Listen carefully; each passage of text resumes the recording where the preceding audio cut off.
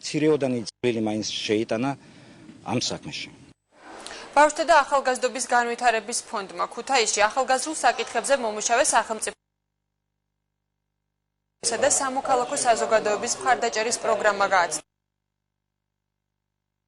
აგვისტომდე რეგიონებისთვის საგარანტიო კონკურსაცია გამოცხადდება. კონკურსის ბიუჯეტი 130,000 ლარია. მონაწილეობა ახალგაზრდული საკითხებით დაინტერესებულ ყველა მსურველს შეუძლია.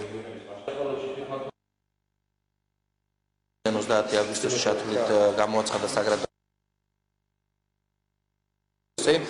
და მხოლოდ რეგიონის ახალგაზრდებს აქვს უფლება მიიღონ ამ საგრანტო კონკურსში მონაწილეობა.